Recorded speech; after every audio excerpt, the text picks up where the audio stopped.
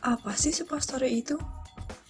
Jadi, menurut Farmakope Indonesia 4, suppositoria adalah sediaan padat dalam berbagai bobot dan bentuk yang diberikan melalui rektal, vagina, atau uretra. Umumnya meleleh, melunak, atau melarut pada suhu tubuh. Suppositoria vaginal, atau yang sering disebut dengan ovula, umumnya berbentuk bulat atau bulat telur dan berbobot lebih kurang 5 gram. Nah, dibuat dari apa? Jadi suppositoria ini dibuat dari zat pembawa yang larut dalam air atau dapat bercampur dalam air. Contohnya, polyethylene glycol atau gelatin tergliserinasi. Selanjutnya, ada beberapa jenis dari suppositoria. Yang pertama, suppositoria lemak coklat.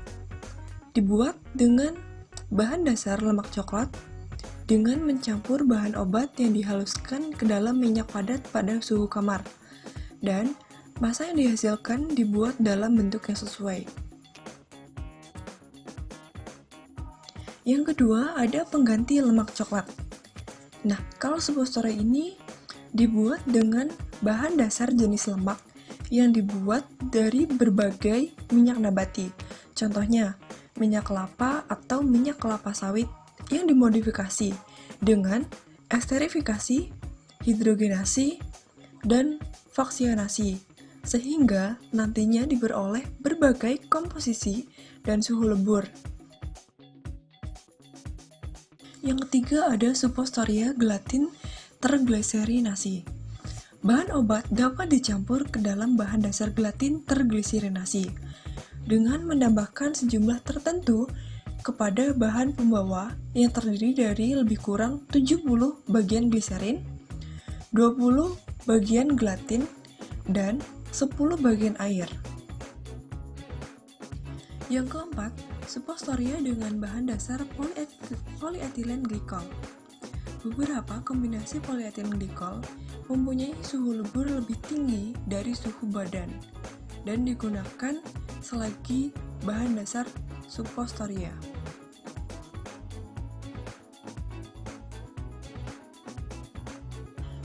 Tujuannya apa sih dari suppositoria ini? Nah, tujuan yang pertama atau efek lokal, suppositoria ini sering digunakan untuk pengobatan wasir, konstipasi, atau infeksi pada dubur.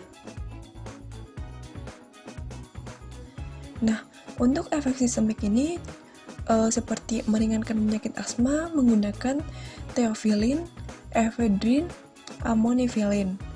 Nah, untuk antiartritis atau radang persediaan menggunakan phenylbutazone, indomethacin. Lalu untuk analgetik dan antiinflamasi menggunakan turunan filsafat dan paracetamol. Nah, selain tujuan dari sitasoma, apa sih manfaatnya? Nah, manfaat prolongasi suppositoria itu untuk meredakan nyeri yang ringan, hingga nyeri yang sedang, akibat artritis reumatoid, osteoartritis, nyeri sendi akut, sakit kepala, sakit telinga, serta nyeri pasca operasi atau saat haid. Selanjutnya ada karakteristik dosis. Umumnya pada pemberian rektal besarnya 1,5 sampai 2 kali atau lebih dosis oral, kecuali untuk obat-obat keras. Dosis yang benar tergantung pada kecepatan pelepasan obat dari suppo. Ini berarti basis suppo dan jumlah obat harus dipertimbangkan secara bersamaan, karena pembawa dapat merubah kecepatan absorpsi obat. Jumlah obat yang diberikan pada suppo tergantung pada pembawa dan sifat fisikimia obat. Bobot suppo ini untuk orang dewasa sekitar 2 gram. Nah, sedangkan untuk anak-anak sekitar 1 gram. Untuk kelebihan dan kekurangan dari suppositoria, yang pertama kelebihan dapat digunakan untuk obat yang tidak bisa diberikan melalui rute oral karena gangguan saluran cerna. Contohnya seperti mual, pasien dalam keadaan tidak sadar, atau pada saat pembedahan. Kelebihan yang kedua dapat diberikan pada bayi, anak-anak, atau lansia yang susah menelan, dan dapat digunakan pada pasien gangguan mental. Kelebihan yang terakhir, zat aktif tidak sesuai melalui rute oral, misalnya karena efek samping pada saluran cerna atau mengalami FPE atau First Pass Effect. Untuk kekurangannya sendiri, dari suppository ini, daerah absorpsinya lebih kecil. Lalu untuk absorpsi hanya melalui difusi pasif. Untuk pemakaiannya dinilai kurang praktis dan tidak dapat digunakan untuk zat-zat yang rusak oleh pH di rektum. Selanjutnya, faktor-faktor yang mempengaruhi absorpsi obat suppositoria.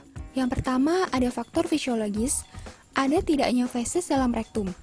Untuk memberikan efek yang optimal, rektum harus dikosongkan dulu.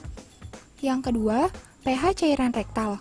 Bila diatur pH kritis untuk memperoleh efisiensi absorpsi yang optimal, maka dibutuhkan penambahan dapar ke dalam formula. Yang ketiga, selaput lendir pada dinding rektum. Selaput lendir bisa menghambat absorpsi, terutama bila selaput lendir tersebut kental dan tebal. Yang keempat, kondisi patologik. Sebagai contoh, yaitu kondisi diare, sehingga terjadinya dehidrasi tubuh. Yang kelima, penempatan suppositoria. Bila terlalu dalam, suppositoria akan menuju vena hemorodial atas. Dan yang terakhir, untuk faktor fisiologis, yaitu sirkulasi darah di rektum. Lalu, adapun faktor fisiokimia yang terdiri dari koefisien partisi lemak air dari zat aktif, kecepatan hancurnya basis dan kecepatan disolusi zat aktif dalam cairan rektal, keadaan zat aktif dalam suppositoria, kelarutan zat aktif dalam cairan rektal, dan ukuran partikel zat aktif. Faktor lainnya yang mempengaruhi absorpsi obat suppositoria adalah adanya zat tambahan khusus ke dalam basis, misalnya surfaktan. Dapat merubah tegangan permukaan selaput mukosa pada rektal sehingga absorpsi zat berkhasiat menjadi lebih baik. Selain itu, faktor aliran darah pun berpengaruh pada absorpsi suppositoria ini. Karena makin banyak pembuluh darah di sekitar suppositoria, maka absorpsi obat akan semakin cepat. Sekarang, yuk kita kenalan sama apa sih itu basis suppositoria. Jadi, basis suppositoria ini mempunyai peranan penting dalam pelepasan obat yang dikandungnya. Salah satu syarat utama basis suppositoria adalah selalu padat dalam suhu ruangan, tetapi segera melunak, melembur, atau melarut pada suhu tubuh. Menurut Pharmacope Indonesia edisi keempat, basis suppositoria yang umum digunakan adalah lemak coklat, gelatin tergliserinasi, minyak nabati terhidrogenasi, campuran polyethylene glycol atau PAG dengan berbagai bobot molekul dan ester asam lemak polyethylene glycol. Nah, ada beberapa hal nih yang perlu diperhatikan untuk basis suppositoria. Di antaranya, asal dan komposisi kimia, jarak lembur leleh, solid fat index, bilangan hidroksil, titik pemadatan, bilangan penyabunan atau saponifikasi, bilangan iodida, bilangan air, dan bilangan asam.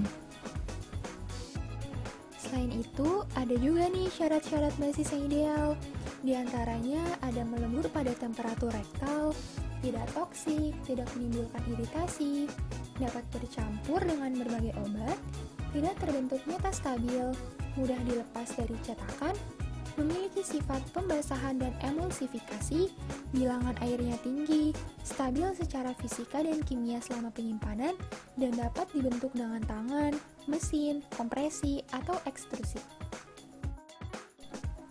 Adapun beberapa tipe basis suppositoria berdasarkan karakteristik fisik yaitu yang pertama, basis suppositoria yang meleleh atau basis berlemak.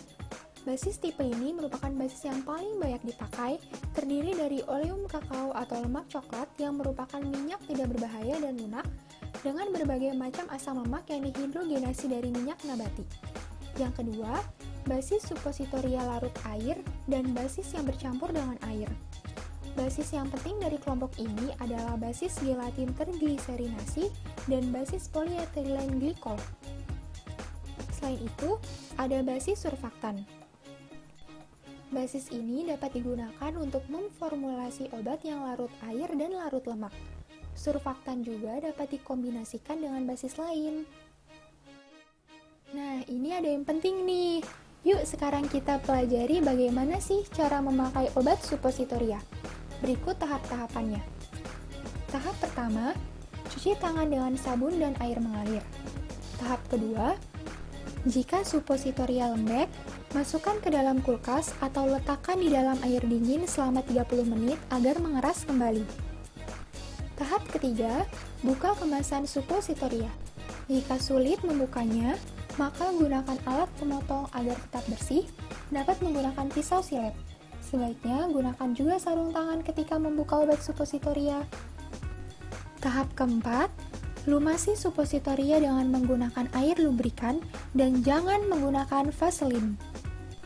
Tahap yang kelima, miringkan tubuh dan tarik kaki kanan setinggi perut dan bagian kaki kiri dengan posisi lurus seperti pada gambar.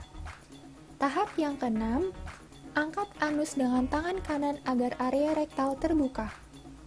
Tahap yang ketujuh, masukkan obat supositoria dengan bagian yang runcing terlebih dahulu sedalam 1,5 sampai 1 inci untuk anak-anak dan 1 inci untuk dewasa. Tahap yang kedelapan, tahan ujung jari yang digunakan untuk memasukkan supositoria. Tahap yang ke-9, kemudian luruskan kaki dengan posisi berbaring miring selama 5 menit agar supositoria tidak keluar kembali. Lalu tahap yang terakhir, cuci tangan menggunakan sabun dan air mengalir untuk membersihkan sisa obat yang menempel. Adapun beberapa contoh sediaan obat supositoria. Di antaranya yang pertama, Enizol Supo sebagai anti-hemoroid. Sediaan ini terkandung bahan utama zinc oxide dan bismuth yang digunakan sebagai anti-hemoroid atau ambeien. Ini termasuk golongan lingkaran biru. Yang kedua, Dulcolax Supo sebagai laxatif. Sediaan paten ini terkandung bahan utama bisakodil yang digunakan sebagai laxatif atau pencahar.